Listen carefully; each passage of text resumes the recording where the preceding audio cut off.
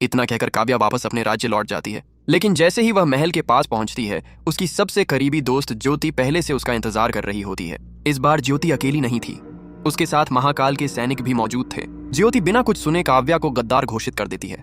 वह उसके दोनों हथियार छीन लेती है और सैनिक उसे जंजीरों में बांध कर कैद कर लेते हैं। उधर अर्जुन और उसके साथी उस रहस्यमयी योद्धा कबीले के गांव पहुंचते हैं। वहां उनकी मुलाकात उस कबीले के सरदार से होती है। अर्जुन के साथी उसे समझाने की कोशिश करते हैं कि महाकाल कभी भी उसके लोगों को बराबरी का सम्मान नहीं देगा।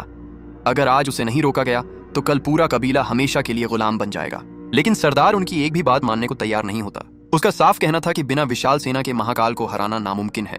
यह देखकर अर्जुन के दिमाग में एक अलग ही योजना आती है। वह जानबूझकर सरदार का मजाक उड़ाने लगता है, उसे कायर कहता है और बार बार उकसाता है कि अगर हिम्मत है तो मुकाबला करके दिखाओ। अर्जुन की बात सुनकर सरदार का गुस्सा 7वें आसमान पर पहुंच जाता है। लेकिन सबसे बड़ा झटका तब लगता है जब वह अर्जुन के साथी को नहीं बल्कि सीधे अर्जुन को ही मुकाबले की चुनौती दे देता है। अर्जुन के चेहरे का रंग उड़ जाता है, क्योंकि वह अच्छी तरह जानता था कि सामने खड़ा योद्धा ताकत में उससे कई गुना ज्यादा है। लेकिन अब पीछे हटने का कोई रास्ता नहीं बचा था।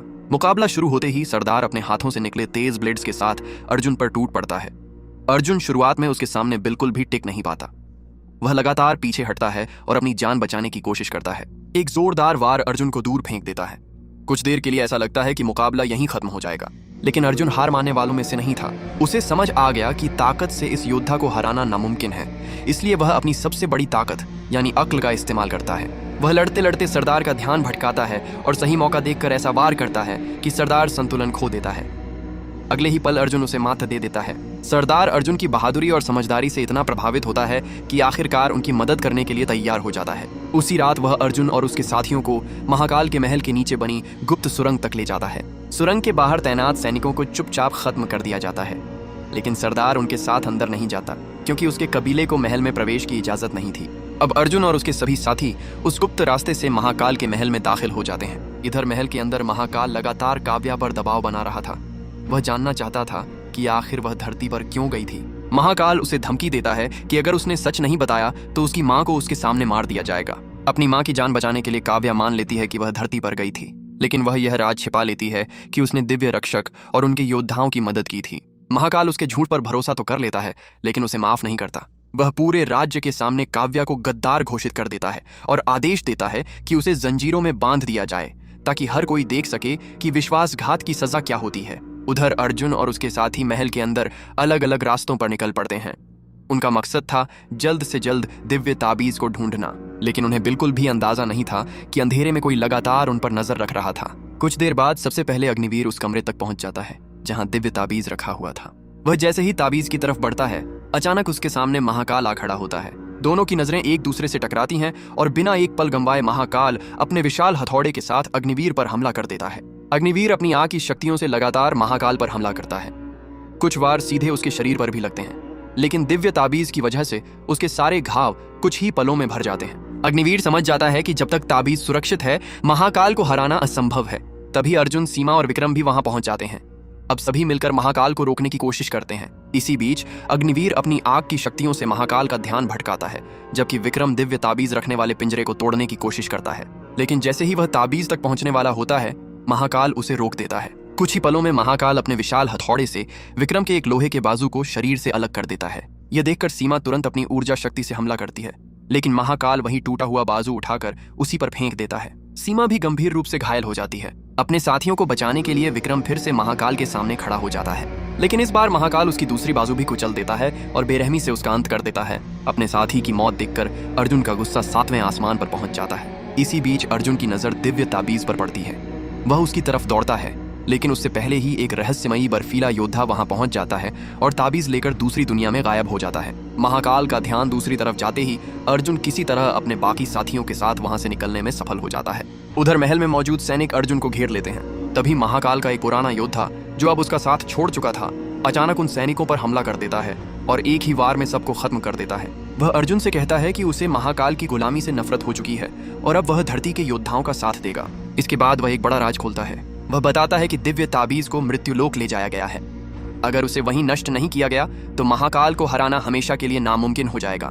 दूसरी तरफ दिव्य रक्षक अपनी बची हुई शक्तियों से अर्जुन और उसके साथियों के लिए मृत्युलोक का रास्ता खोल देते हैं, लेकिन वह उन्हें चेतावनी भी देते हैं, अगर इस बार वे ताबीज को नष्ट करने में असफल रहे तो वे हमेशा के लिए उसी अंधेरी दुनिया में फंस जाएंगे। अर्जुन अपने साथियों के साथ बिना डरे उस रहस्यमयी दुनिया में कदम रख देता है, लेकिन उन्हें नहीं पता था कि वहां उनका सामना एक ऐसे योद्धा से होने वाला है जो सदियों से सिर्फ बदले की आग में जी रहा था। दूसरी दुनिया में पहुंचते ही अर्जुन और उसके साथियों की मुलाकात एक ऐसे योद्धा से होती है जिसने वर्षों पहले अपना पूरा परिवार खो दिया था। जब उसे पता चलता है कि उसका सबसे बड़ा दुश्मन दोबारा जिंदा हो चुका है, तो उसके अंदर बदले की आग फिर से भड़क उठती है और वह अर्जुन का साथ देने के लिए तैयार हो जाता है। कुछ दूर बढ़ते ही उनका सामना उस बर्फीले योद्धा से हो जाता है जिसने दिव्य ताबीज चुराया था। अब एक जबरदस्त लड़ाई शुरू हो जाती है। बर्फीला योद्धा अपनी नई शक्तियों से अपनी कई परछाइयां बना लेता है। अर्जुन और उसके साथी समझ ही नहीं पाते कि असली दुश्मन कौन है। हर तरफ से उन पर हमले होने लगते हैं। काफी संघर्ष के बाद अर्जुन और उसका साथी मिलकर उसकी एक परछाई को खत्म कर देते हैं, लेकिन तभी दूसरी परछाई पीछे से हमला कर देती है। इसी धक्का मुक्की में दिव्य ताबीज नीचे गिर जाता है और अर्जुन किसी तरह उसे अपने हाथ में ले लेता है। अब सबसे बड़ी समस्या सामने थी। सभी जानते थे कि इसी ताबीज की वजह से महाकाल अमर बना हुआ है, लेकिन उसे नष्ट कैसे किया जाए, इसका जवाब किसी के पास नहीं था। उधर महाकाल के राज्य में काव्या अब भी जंजीरों में कैद थी। वह लगातार ज्योति को समझाने की कोशिश करती है कि महाकाल कभी किसी का अपना नहीं हो सकता। शुरुआत में ज्योति उसकी एक भी बात नहीं मानती, लेकिन धीरे धीरे उसे अपनी गलती का एहसास होने लगता है। वह समझ जाती है कि वह इतने सालों से एक अत्याचारी शासक का साथ दे रही थी। इसी बीच महाकाल आखिरी मुकाबले के लिए युद्ध भूमि में पहुंच जाता है। सीमा और अग्निवीर मिलकर उसका सामना करते हैं। दोनों अपनी पूरी ताकत लगा देते हैं, लेकिन महाकाल अब भी उन पर भारी पड़ता है। लड़ाई के दौरान अग्निवीर अपनी पूरी शक्ति झोंक देता है, फिर भी महाकाल नहीं रुकता।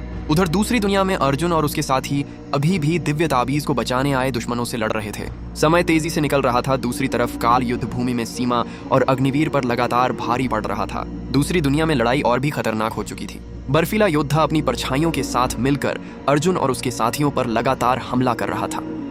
तभी बदले की आग में जल रहा योद्धा उसकी परछाइयों को रोक लेता है और उसे असली रूप में लड़ने पर मजबूर कर देता है। इसी बीच ज्योति भी अपनी सच्चाई सामने ले आती है। असल में उसने काल का साथ सिर्फ एक शक्तिशाली हथियार पाने के लिए दिया था। सही मौका मिलते ही वह दिव्य ताबीज पर अपनी पूरी शक्ति से हमला कर देती है। उसी समय अर्जुन का साथी भी अपनी लेजर शक्ति से ताबीज पर वार करता है, जबकि बदले की आग वाला योद्धा अपनी अग्नि शक्ति से उस पर अंतिम प्रहार करता है। फिर भी दिव्य ताबीज नहीं टूटता। उधर मंदिर में काला जादूगर धीरे धीरे दिव्य रक्षक की तरफ बढ़ रहा था। वह उन्हें हमेशा के लिए खत्म करना चाहता था, लेकिन उसी पल दिव्य रक्षक अपनी बची हुई शक्ति से अर्जुन के मन से संपर्क करते हैं। वह कहते हैं, देवताओं ने तुम्हें किसी वजह से चुना है, अब खुद पर विश्वास करो। यह सुनते ही अर्जुन के अंदर छिपी हुई शक्ति आखिरकार जाग उठती है। उसका पूरा शरीर एक नई ऊर्जा से भर जाता है। अगले ही पल वह पूरी ताकत से दिव्य ताबीज पर अंतिम वार करता है और आखिरकार दिव्य ताबीज चकनाचूर हो जाता है। ताबीज टूटते ही उसकी सारी शक्ति वापस दिव्य रक्षक के पास लौट जाती है। उधर युद्ध भूमि में पहली बार काल के घाव भरना बंद हो जाते हैं। काव्या तुरंत ये बात समझ जाती है। वह बिना समय गंवाए काल पर टूट पड़ती है। लगातार वार करते हुए वह उसे पीछे धकेल देती है।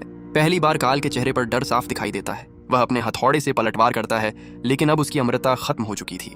काव्या को अपने पिता की आखिरी सीख याद आती है। वह अपना नीला रिबन निकालती है और काल की गर्दन पर कसकर लपेट देती है। इसके बाद वह उसका हेलमेट उतार देती है ताकि पूरी जनता उस अत्याचारी का असली चेहरा देख सके।